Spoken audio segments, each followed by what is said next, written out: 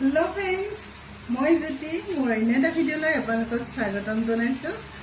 আজি ভণ্টিহঁতক ভাত খাব মাতিছো। ভণ্টিহঁতৰ লগতে ঘৰৰ সকলোকে ভাত এসাঁজ একেলগে খাওঁ বুলি ভাবিছো আৰু সেইকাৰণে বজাৰ বা ফটাফট মাছ আনিব দিওঁ। আজি ঘৰৰ শাক চব্জিৰে মই কেনেকৈ মাছ বনাওঁ আৰু ভণ্টিহঁতক খাব পাৰোঁ চাই থাককচোন।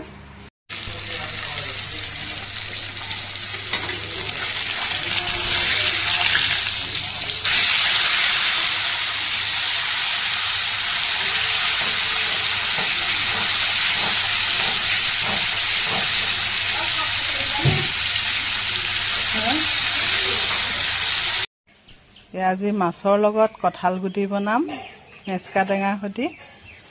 মা আৰু ভণ্টিয়ে গুচাই আছে, দুইজনীকে লগাই দিছোঁ কঁঠাল গুটি গুচোৱাত।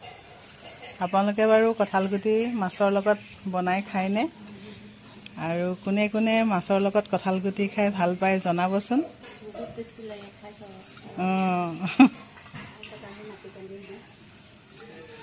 আৰু মই যেন ভেন্দি খেতিখিনি কৰিছিলোঁ, গুটিৰ পৰা অকণমান দুটা পাত হৈছিলে ভেন্দিখিনি, দেখিছিলে চাগে আপোনালোকে।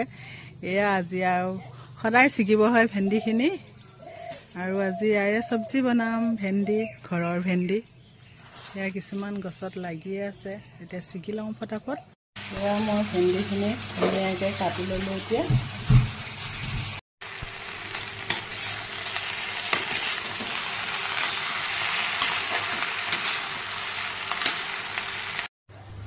কঁঠাল গুটি এতিয়া প্ৰেছাৰ কুকাৰত ধুনীয়াকৈ বহাই লওঁ।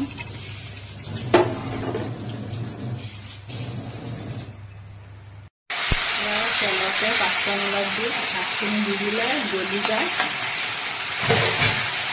মেচকা টেঙা পাত, কঁঠাল গুটিখিনি বইল কৰি লৈছিলোঁ প্ৰেছাৰ কুকাৰত। এতিয়া ভণ্টি এনেকৈ হেতাখনেৰে ভাঙি লৈছে। আজি মানে আলহীক অলপমান লগাই দিছোঁ ভাত বনাবলৈ। সদায়নো একে টেষ্ট কিমান খাম আৰু। এতিয়া ইয়াতে কঁঠাল গুটিখিনি দি দিলে,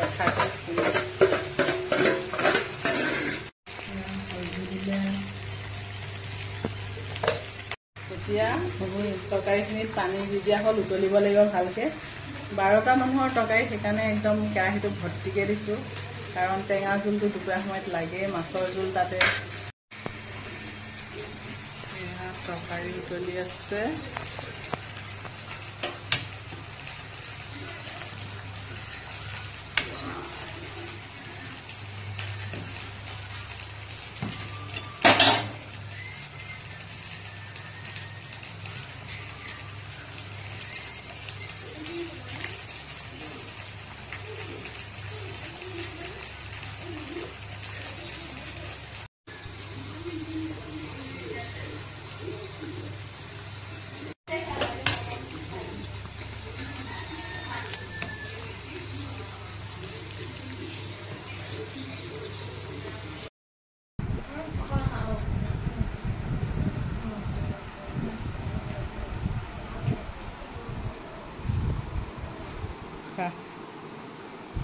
খাইছা?